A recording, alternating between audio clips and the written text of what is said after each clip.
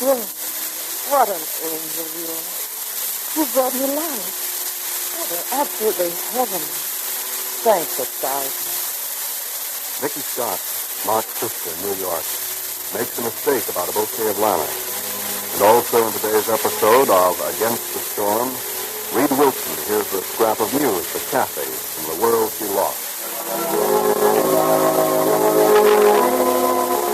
Today we bring you another chapter of Against the Storm, written by Sandra Michael and presented by Procter & Gamble, the makers of Ivory Soap.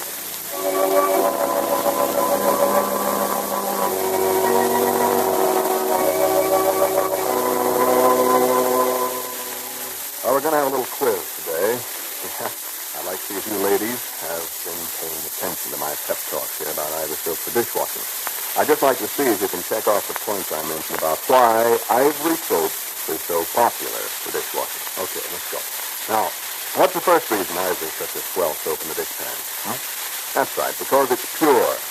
Guess everybody's got that one. Why, even babies know that.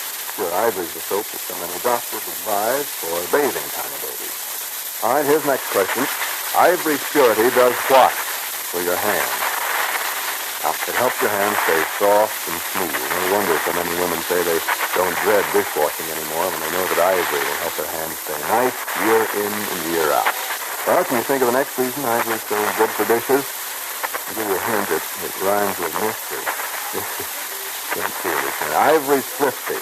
Yep, it costs less than a penny a day to float a big cake of pure ivory in your dishpan. Incidentally, that business of floating is another point you might check. Lots of women say they like the convenience of having that big white cake of ivory right there on top of the water where they can reach it. And you know, the fresh, clean smell of ivory makes a hit with a lot of folks, too. Ivory doesn't make you sneeze like so many of those granulated soaps. That's another good point in its favor. Well, friends, that's about all the good reasons I can think of for doing dishes with Ivory Soap. But if you know of any others, I wish you'd drop me a line and tell me about them. Meanwhile, keep a nice big white cake of ivory floating in your dishpan every day. Ready?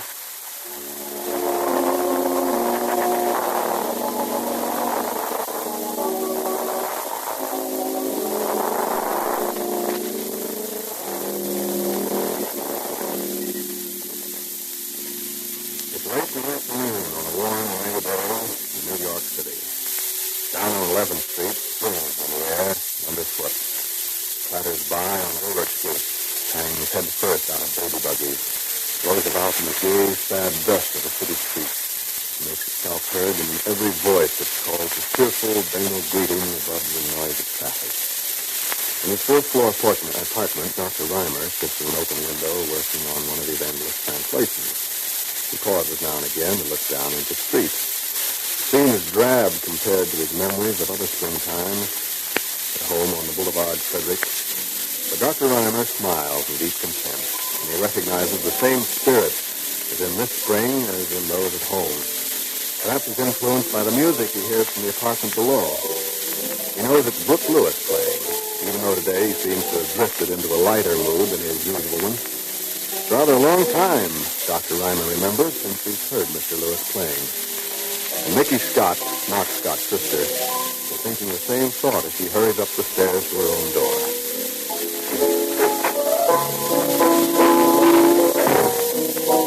Hello? Well, my eyes and ears can't all be wrong. Hello, Nicky. Nice to see you. My word, it is you. Mr. Lewis, I presume. Say, I'm on the way, am I? Just thought I'd drop over and play for a while. Didn't know you'd be home so early. Well, pardon me, and here I thought you'd come over by special inspiration, knowing I'd be home early. Where have you been for 10 weeks? 10 weeks? Come on, Nick. It isn't that long since I've seen you. Well, it seems like it. So you can see how much we miss you.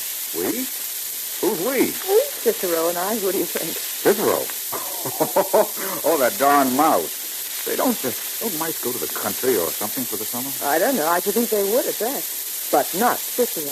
Poor Cicero and Nicky, bound to the horrors of summer in the city.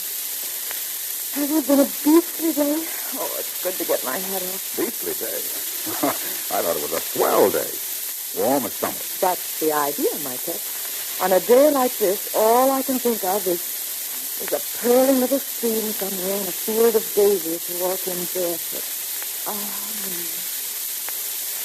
My gosh, your hair is pretty. What did you say? I said your hair is pretty.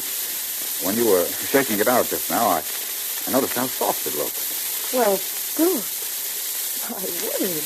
Very nice color in this light. Say, wouldn't this be a good evening to have a supper in the park? What? Oh, yes, I think it is. Well, I mean, would you like to have supper in the park? Brooke, next to the purling stream and the daisy field, that sounds like the only thing I've been looking for all day. Good. Now put your hat back on and let's go then. Yes, in just a minute. You go on with your playing, will you, Brooke, while I change? Hey, no, you look fine as you are. Let's go while there's still plenty of daylight. I've got a new dress and I'll wear it or die. It only takes me 5 minutes. Okay, but you know what the park pavilion is like. It's not the Starlight Roof. What'd you say, Brooke? Nothing. Just you hurry up.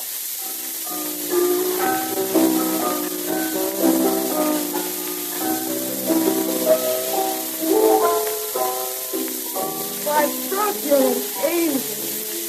Lilac. Oh, they're absolutely heavenly. What's the matter? Oh, they're nice, aren't they? Oh, they're wonderful. Wonderful. Thanks 1,000, Brooke. And you even found a vase for them. Why didn't you tell me they were waiting for me in there? Hey, wait a second. I never saw those flowers before. What? But didn't you? I don't know a thing about them. Oh, really? Well, isn't that a fascinating mystery? Who do you suppose? Somebody just walk in here and leave them for you? Well, someone must have got the janitor to let them in. Oh, of course, I know. Kathy Ryan. Oh, is she here now? Oh, no, she's visiting her grandfather. Of course, it must be Kathy who's welcome in. Isn't she an angel? Nice little kid. Oh, is there anything as devastating as a bouquet of fresh violets not quite sprung out? Smell them, Brooke. Fine. Reminds me of a big purple lilac bush we had out in the backyard at home. It was always a great thing to be allowed to take a bunch of those lilacs to teacher. The first spring day, they were really out. Yes, wasn't there? I remember we had one too at home. Well, excuse me. I'll just put these back, and I'll be with you in about 3 minutes for sure.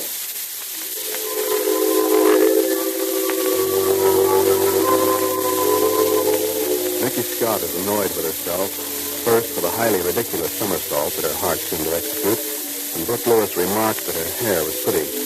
Then for the mistake about the lilacs. It was a painful mistake, and she can only hope that Brooke may have been unaware how painful it was. Small comfort in that thought, too. Upstairs, Kathy Reimer is arranging another large bouquet of lilacs, and a small one for the supper table. She and her grandfather are expecting a guest tonight, Mr. Reed Wilson, the foreign correspondent whom Kathy met on a boat that brought her to America last winter. Mr. Wilson, uptown at this moment, is having cocktails with a fellow correspondent who has just returned from Europe.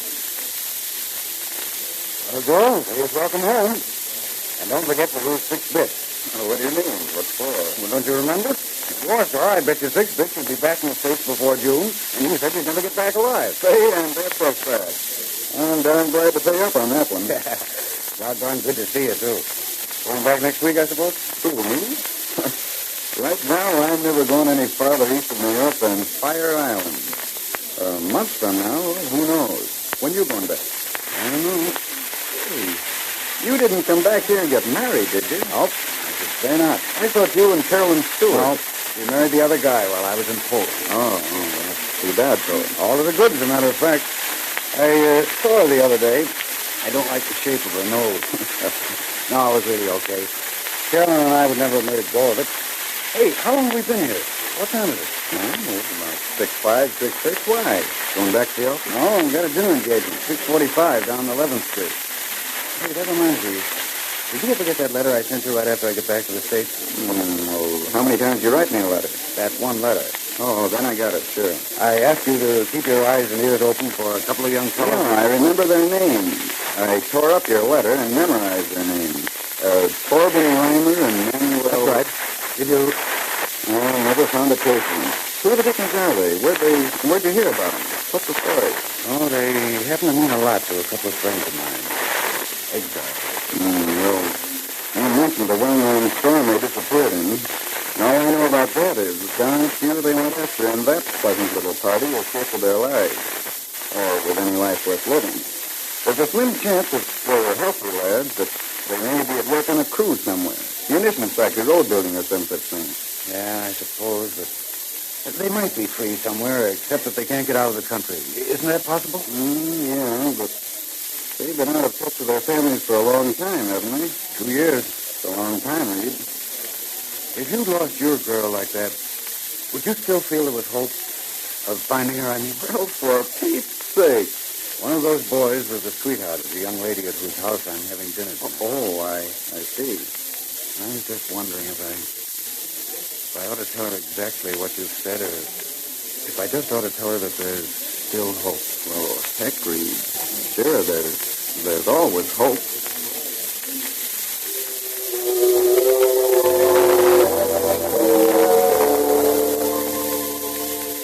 Especially when it's spring again. A bouquet of lilacs on the table can rebuild a world out of nothing. No one in his heart can really believe that everything must of necessity be lost and destroyed against the storm.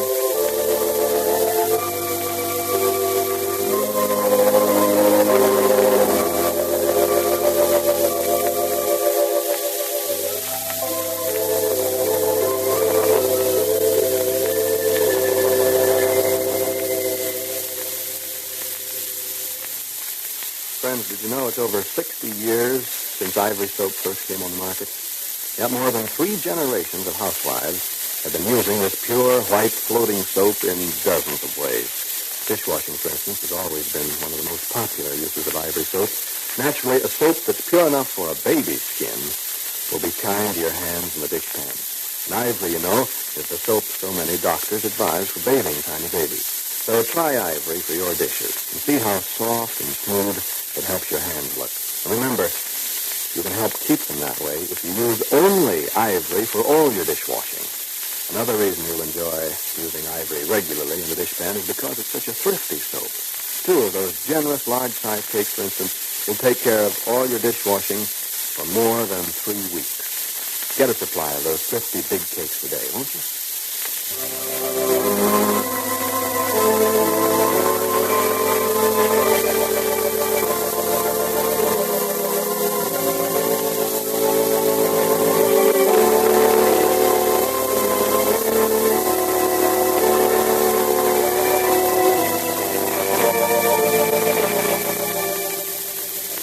Kathy, I saw a friend of mine today. A fellow I haven't seen in quite a while. He told me... What the dickens was I going to say? Oh, yes. He told me there was an awfully good movie he thought we ought to see.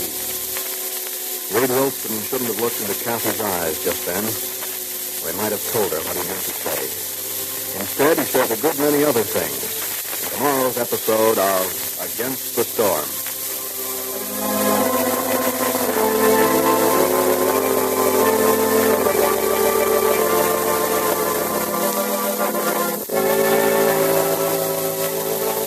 This is Ralph Edwards saying good day for the makers of Ivory Soap and Ivory Flakes. Ivory Flakes are Ivory Soap in quick-dissolving flake form. So if you use that big blue box of Ivory Flakes for dishwashing, you give your hands the protection of the same famous Ivory purity you get in Ivory Soap. 99 and 44, 100% pure. It floats.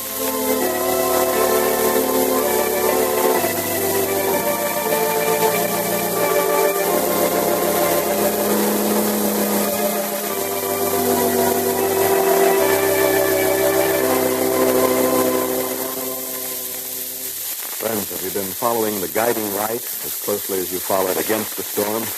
I hope you have, because both programs are equally good to listen to. Stay tuned in to the same station for The Guiding Light, which follows at once. This is the National Broadcasting Company.